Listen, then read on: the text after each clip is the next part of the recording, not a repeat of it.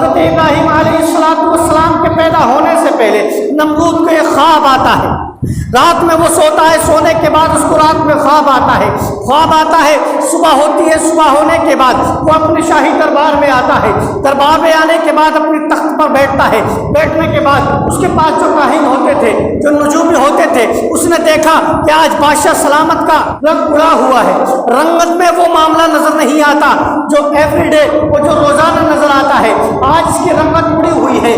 پوچھنے لگے کہ بادشاہ سلامت معاملہ کیا ہوا ہے، کیا بات ہو گئی ہے، آپ کے چہرے کی رونق کیوں اڑ گئی ہے، آپ کے چہرے کی رنگت کو ہو کیا گیا ہے؟ تو وہ کہنے لگا رات میں نے ایک خواب دیکھا ہے۔ خواب کیا دیکھا ہے؟ وہ کہتا ہے کہ میں نے ایک ستارے کو دیکھا ہے کہ جس کی چمک کے سامنے، جس کی دمک کے سامنے، جس کی روشنی کے سامنے، جس کی چمک کے سامنے چاند بھی بیکار ہو گیا ہے، سورج کی روشنی بھی بیکار ہو گئی ہے۔ جب یہ والی بات اس کے کاہنوں نے سنی، جب یہ خواب اس کے نجومیوں نے سنا، تو اس نے کہا کہ بادشاہ تو جانتا ہے اس کی تعبیر کیا ہے؟ وہ پریشان تو پہلے ہی تھا، وہ کہنے لگا بتاؤ اس کی تعبیر کیا ہے؟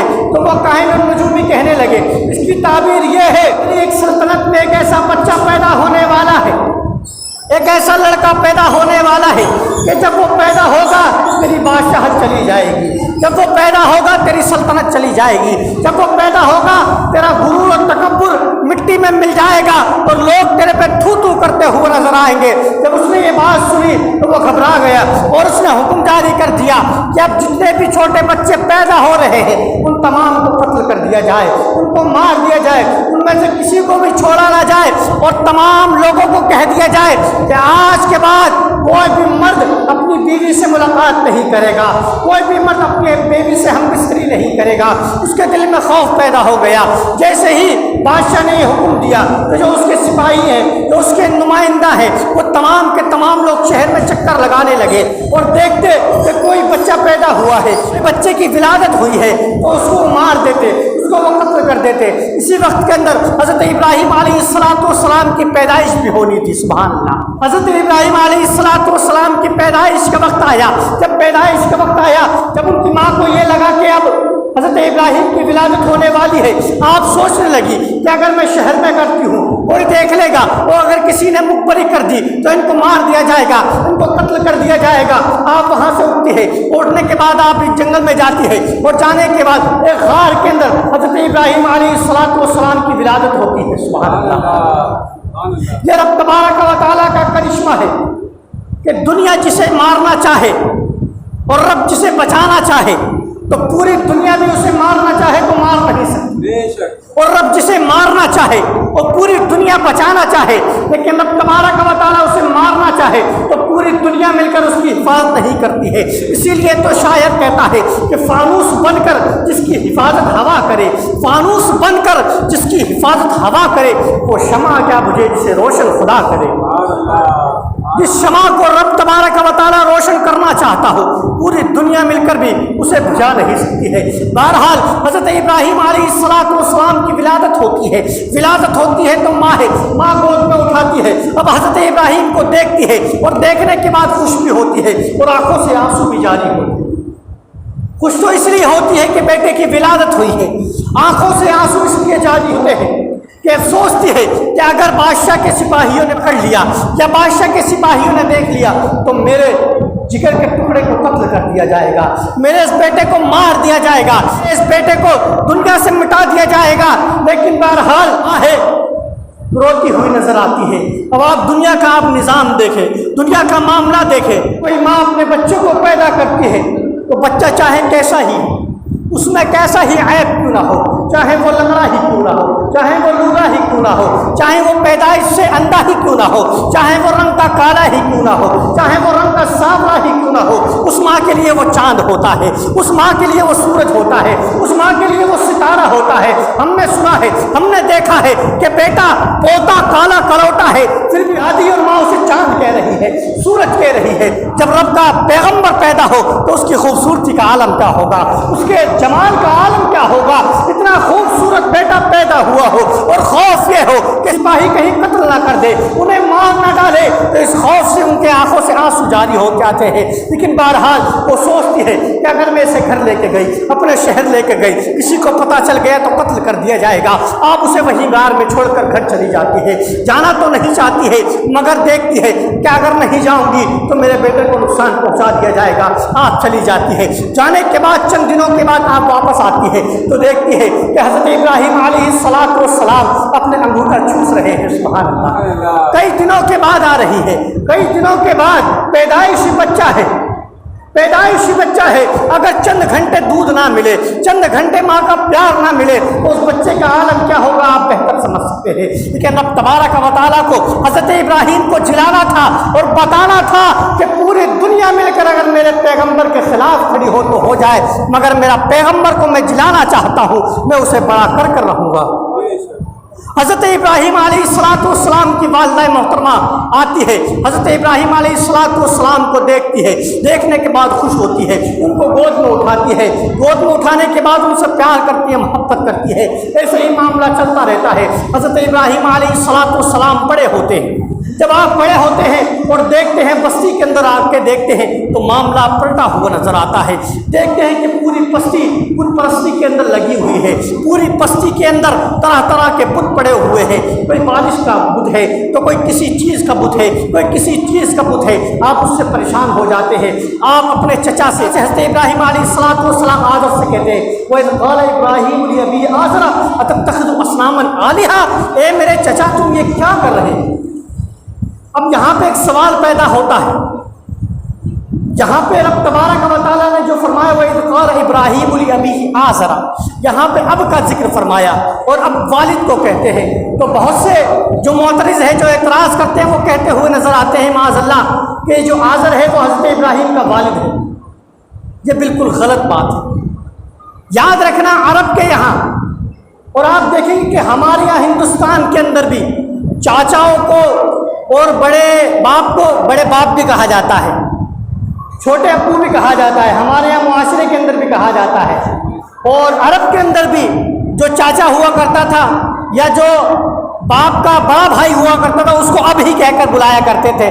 तो इस मामले के अंदर अब का लफ्ज़ इस्तेमाल किया गया। याद रखिएगा रब तबारक व तआला अपने किसी भी नबी को किसी ऐसे शख्स से पैदा नहीं फरमाता जो काफिर हो। ये शान है नबी, ये खुसूसियात है। आप देखें, आप समझने की कोशिश करें तो बात समझ में आ जाएगी। नबी कौन होता है? जो शिर्क को मिटाने के लिए आए। मानोगे कि नहीं मानोगे? नबी किस लिए आता है? शिर्क को मिटाया जाए, कुफ्र को मिटाया जाए। अब आप बताइए, जो शिर्क और कुफ्र को मिटाने के लिए आ रहा हो वो ऐसी माँ से पैदा हो जो मुश्रिका हो, ये हो सकता है? कभी भी नहीं हो सकता। क्यों? क्योंकि शिर्क ये सबसे बड़ी नजासत है। क्या है? शिर्क ये पखाना पेशाब से बड़ी नजासत है शिर्क। तो आप सोचे तो सही कि मुशरिकों के जरिए रब तबारक व तआला अपने नबियों को कैसे पैदा फरमा सकता है। हज़रत आदम से लेकर हज़रत मोहम्मद रसूलुल्लाह सल्लल्लाहु अलैहि वसल्लम तक जितने भी नबी पैदा हुए तमाम के तमाम वालिदैन मुसलमान थे। याद रखिए, क्या थे? मुसलमान थे। बहरहाल उन्होंने अपने चचा से कहा कि तुम ये क्या कर रहे हो, तुम बुतों को बना रहे हो और उसको पूज रहे हो। और जो इनका चचा था आज़र, हज़रत इब्राहीम का, वो खाली बुतों को पूजता ही नहीं था बल्कि बुतों को बनाकर बेचा भी करता था, तिजारत भी करता था, उसका व्यापार था। तो उसने कहा कि तुम ये क्या कर रहे हो। फिर हज़रत इब्राहीम अलैहिस्सलाम ने उन्हें समझाने की कोशिश की। एक मरतबा आपने बुत उठाया और बुत उठाने के बाद बाजार में खड़े हो गए और कहने लगे, कोई है इस बुत को खरीदने वाला जो आपको ना नफा दे सकता है ना नुकसान। क्या कहा? कोई है इस बुत को खरीदने वाला जिसको ये नफा दे सकता है ना नुकसान दे सकता है। तो जब कोई ऐसी बात कहे तो बज़ाहिर बात है कि वो मानते थे कि हमारा खुदा है, लेकिन जब उसको इतना जलील किया गया तो कोई उसे खरीदने नहीं आया, कोई उसे खरीदने नहीं आया। और इससे बढ़कर आपने उसको फिर पानी में डुबा दिया। कोई है इसे खरीदने वाला? जब देखा कि जो बुत जिसको हम पूजते हैं, जिसको हम अपना माबूद समझते हैं, जिसको हम अपनी परेशानियों में पुकारते हैं, वो खुद परेशानी में पड़ा हुआ है, वो खुद अपने आप को ना बचा सका तो हमें क्या बचाएगा। समझाना तो ये चाहते थे, लेकिन कौम को समझ में ना आया, दुश्मन बन गई। कौम को समझ में ना आया, दुश्मन बन गई। हज़रत इब्राहीम अलैहिस्सलाम ने देखा कि ये लोग तो बाज नहीं आ रहे हैं, کوئی چاند کو اپنا خدا مانا ہوا ہے، کوئی سورج کو اپنا خدا مانا ہوا ہے، کوئی ستاروں کو اپنا خدا مانا ہوا ہے۔ ایک رات ہوتی ہے، حضرت ابراہیم علیہ السلام رات کے اندھیرے میں کھڑے ہوتے ہیں، دیکھتے ہیں کہ ستارے جگمگا رہے ہیں۔ حضرت ابراہیم کہتے ہیں فلما جن علیہ اللیل رأى کوكبا قال هذا ربی فلما افل قال لا احب الافلین۔ قرآن میں ذکر ہے، حضرت ابراہیم فرماتے ہیں کہ تم ان ستاروں کو میرا خدا کہتے ہو، یہ جو ستارے چمک رہے ہیں ان کو تم میرا خدا کہتے ہو، ان کو میرا معبود بتاتے ہو۔ فلما افلا، جب وہ چھپ گیا تو حضرت ابراہیم نے فرمایا قال لا احب الافلین، کہ جو خدا چھپ جائے میں اسے اپنا خدا نہیں مانتا، میں اس سے محبت نہیں کرتا۔ جب ستارے چھپ گئے تو چاند نکلتا ہے، چاند کی روشنی پھیلتی ہے۔ ابراہیم علیہ السلام نے فرمایا فلما رأى القمر بازغا قال هذا ربي فلما افل قال لئن لم يهدني ربي لأكونن من القوم الضالين۔ آپ نے فرمایا چاند کو تم میرا خدا بتاتے ہو، چاند شباب پر تھا، اپنی روشنی پھیلا رہا تھا، لیکن ایک وقت آتا ہے کہ چاند بھی فلما افل، چاند بھی چھپ جاتا ہے۔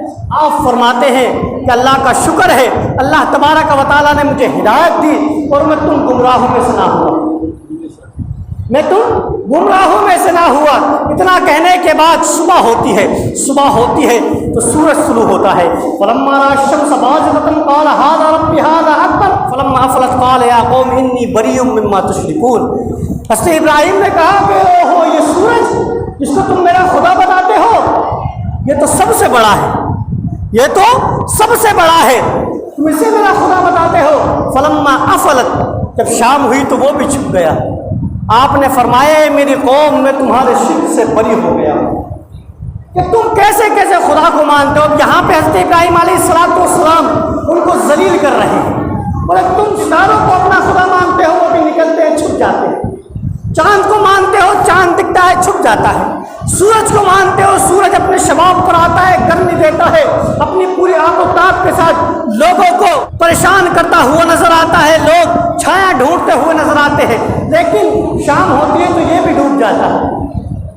تم اس کو میرا خدا بتاتے ہو تو یاد رکھنا یہ کوئی بھی خدا نہیں ہو سکتے، یہ کوئی بھی خدا نہیں ہو سکتے ہیں۔ اور 1400 سال کے بعد سائنس نے یہ ترقی کی، سائنس نے کہا کہ جناب والا سورج سب سے بڑا ہے۔ لوگوں میں اختلاف ہوا، لوگ کہنے لگے کہ ستارے سب سے بڑا ہے، لوگوں میں اختلاف ہوا نہ چاند بڑے، کسی نے کہا نہیں سورج بڑا ہے، اور آخر کے اندر یہ فیصلہ ہو گیا کہ سورج سب سے بڑا ہے۔ لیکن آپ قربان جائے 1400 سال پہلے قرآن نے بتا دیا کہ سورج ان سب سے بڑا ہے۔ سبحان اللہ، سائنس جن چیزوں کو آج بتا رہی ہے 1400 سال پہلے ہمارے اسلام نے، ہمارے قرآن نے ان چیزوں کو بتا دیا ہے۔ اور حضرت ابراہیم علیہ السلام نے یہ بتا دیا ہے کہ یہ تمام چیزیں پوجنے کے لائق نہیں ہے، یہ تمام چیزیں عبادت کے لائق نہیں ہے، یہ تمام چیزیں اپنے سر کو جھکانے کے لائق نہیں ہے۔ تو اے ابراہیم کس کے سامنے جھکایا جائے؟ تو حضرت ابراہیم نے کہا جس نے سورج کو بنایا ہو، جس نے ستاروں کو بنایا ہو، جس نے چاند بنایا ہو، جس نے اس زمین کو بنایا ہو، جس نے اس درخت کو بنایا ہو، جس نے اس پوری کائنات کا وجود بخشا ہو، اس کو پوجنے کی ضرورت ہے، اس کی پرستش کی ضرورت ہے۔ تو حضرت ابراہیم علیہ السلام کی بات کو کیا مانتے وہ دشمن ہو